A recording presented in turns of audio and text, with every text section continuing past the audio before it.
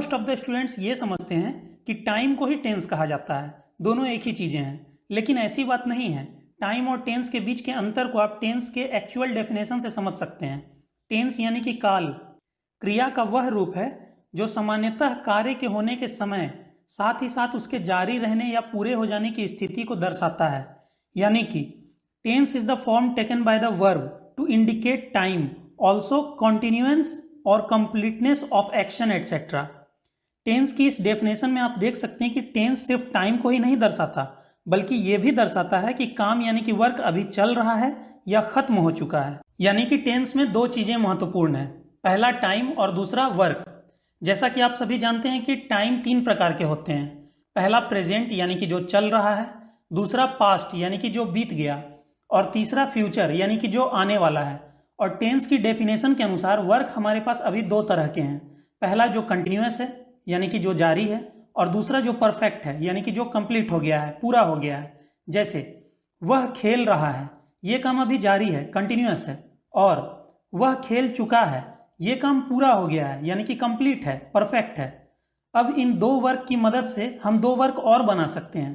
पहला वो जो दोनों ही ना हो, यानी कि जिसमें ये पता ही ना चलता हो कि काम अभी कंटिन्यू है या परफेक्ट हो गया है। जैसे वह खेलता है, इसमें हम ये नहीं बता सकते कि अभी वह खेल रहा है या वह खेल चुका है, बस स्वभावतः या सामान्यतः वह खेलता है, हमें बस इतना पता है। ऐसे वर्क को हम कहते हैं इनडेफिनिट यानी कि अनिश्चित। अनिश्चित का मतलब होता है जो निश्चित ना हो, डेफिनिट ना हो कि काम अभी जारी है या खत्म हो चुका है। दूसरे तरह का वर्क हम बना सकते हैं जो दोनों ही हो, कंटिन्यूअस भी और परफेक्ट भी। अब आप सोच रहे होंगे कि ऐसा कैसे हो सकता है कि कोई काम पूरा भी हो चुका हो और जारी भी हो। तो यहाँ पर आपको परफेक्ट वर्ड से कंफ्यूज नहीं होना है। परफेक्ट का मतलब यहाँ पर एक फिक्स समय से है, यहाँ पर काम एक परफेक्ट यानी कि फिक्स समय से शुरू होकर अभी तक कंटिन्यू है, इस बात का पता चलता है। जैसे वह सुबह से खेल रहा है, सीता 2 घंटों से खाना पका रही है। यहाँ काम किसी परफेक्ट यानी कि फिक्स समय से, जैसे 2 घंटों से या सुबह से शुरू होकर अभी तक जारी है, इस बात का पता चलता है। इस तरह के वर्क को हम परफेक्ट कॉन्टिन्यूअस कहेंगे। अब इन 3 तरह के टाइम को हम इन 4 तरह के वर्क से कंबाइन करते हैं तो हमें कुल 12 तरह के टेंसेस मिलते हैं, 3 चौके 12। प्रेजेंट का पहला प्रेजेंट इंडेफिनिट टेंस, दूसरा प्रेजेंट कॉन्टिन्यूअस टेंस, तीसरा प्रेजेंट परफेक्ट टेंस और चौथा present perfect continuous tense. Past का पहला पास्ट इंडेफिनिट टेंस, दूसरा पास्ट कॉन्टिन्यूअस टेंस, तीसरा पास्ट परफेक्ट टेंस और चौथा past perfect continuous tense. Future का पहला फ्यूचर इंडेफिनिट टेंस, दूसरा फ्यूचर कंटिन्यूअस टेंस, तीसरा फ्यूचर परफेक्ट टेंस और चौथा फ्यूचर परफेक्ट कॉन्टिन्यूअस टेंस। इस तरह आप देख सकते हैं कि टेंस टाइम और वर्क का कॉम्बिनेशन है।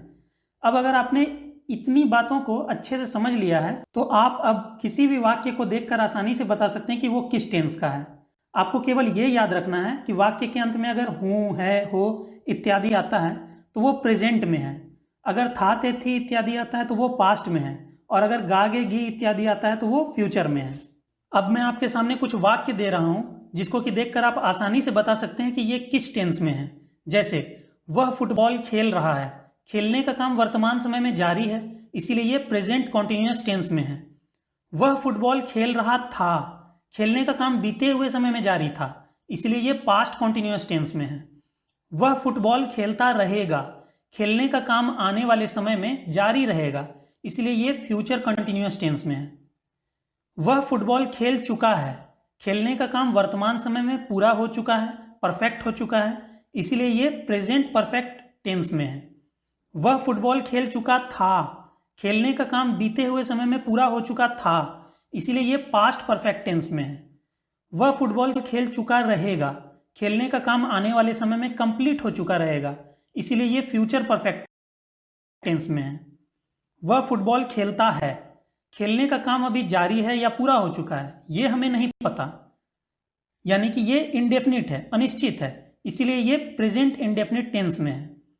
वह फुटबॉल खेलता था, खेलने का काम बीते हुए समय में कंटिन्यू था या कंप्लीट हो चुका था, ये हमें पता नहीं, बस स्वभावतः या सामान्यतः वह फुटबॉल खेलता था, हमें बस इतना पता है, इसीलिए ये पास्ट इंडेफिनिट टेंस में है। वह फुटबॉल खेलेगा, खेलने का काम आने वाले समय में जारी रहेगा या पूरा हो चुका रहेगा, इसके बारे में कोई जानकारी नहीं है, इसलिए ये फ्यूचर इंडेफिनिट टेंस में है। वह 2 घंटों से फुटबॉल खेल रहा है। यहाँ खेलने का काम वर्तमान समय में जारी है, लेकिन इसे प्रेजेंट कॉन्टिन्यूअस टेंस समझने की भूल मत कीजिएगा, क्योंकि यहाँ पर एक परफेक्ट टाइम यानी कि फिक्स टाइम भी दी गई है 2 घंटों से, इसलिए ये प्रेजेंट परफेक्ट कॉन्टिन्यूअस टेंस में है। उसी तरह वह 4 बजे से फुटबॉल खेल रहा था। यहाँ खेलने का काम बीते हुए समय में एक परफेक्ट टाइम से जारी था, इसलिए ये पास्ट परफेक्ट कॉन्टिन्यूअस टेंस में है। वह सुबह से फुटबॉल खेलता रहेगा।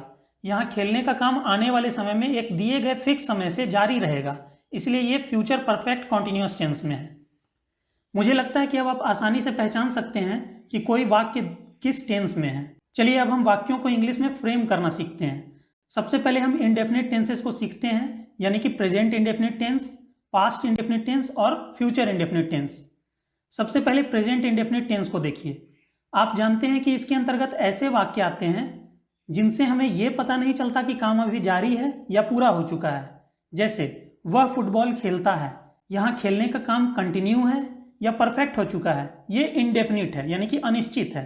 बस स्वभावतः या सामान्यतः वह फुटबॉल खेलता है, हमें बस इतना पता है।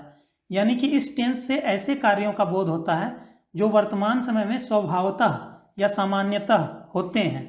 जैसे मैं किताबें पढ़ता हूँ, हम लोग क्रिकेट खेलते हैं, तुम बर्गर खाते हो, तुम लोग इतिहास पढ़ते हो, वह मेरी मदद करता है, सीता खाना पकाती है, वे लोग सच बोलते हैं।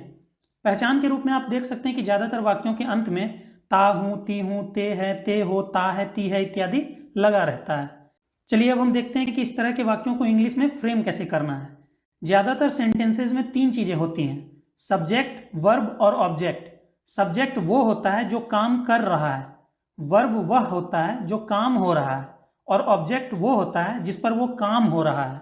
जैसे मैं किताबें पढ़ता हूं, यहां सब्जेक्ट वो है जो काम कर रहा है यानी कि मैं, वर्ब वह है जो काम हो रहा है यानी कि पढ़ता हूं, और ऑब्जेक्ट वह है जिस पर वो काम हो रहा है यानी कि किताबें। अब हिंदी वाक्यों में तो सेंटेंस का स्ट्रक्चर यही होता है, सब्जेक्ट के बाद ऑब्जेक्ट आता है और उसके बाद वर्ब। लेकिन इंग्लिश में इसका ऑर्डर चेंज हो जाता है, सब्जेक्ट के बाद वर्ब आता है और उसके बाद ऑब्जेक्ट आता है। इसीलिए मैं किताबें पढ़ता हूं, इसकी इंग्लिश हो जाएगी आई रीड बुक्स। यहां मैं के लिए आई का प्रयोग हुआ है, पढ़ता हूं के लिए रीड का प्रयोग हुआ है, और किताबों के लिए बुक्स का प्रयोग हुआ है। दोस्तों प्रेजेंट इंडेफिनिट टेंस में हम वर्ब की फर्स्ट फॉर्म को यूज करते हैं। जैसा कि आप में से अधिकतर स्टूडेंट्स को पता होगा कि वर्ब्स की टोटल 5 फॉर्म्स होती हैं, जिनमें से कि 3 फॉर्म्स मेन होती हैं। जैसे eat, ate, eaten, read, read, read, play, played, played etcetera, जिनको कि हम V1, V2 और V3 कहते हैं। वर्ब की फर्स्ट फॉर्म में ing लगा देने पर हमें वर्ब की चौथी फॉर्म मिलती है, और s या es लगा देने पर हमें वर्ब की 5वीं फॉर्म मिलती है।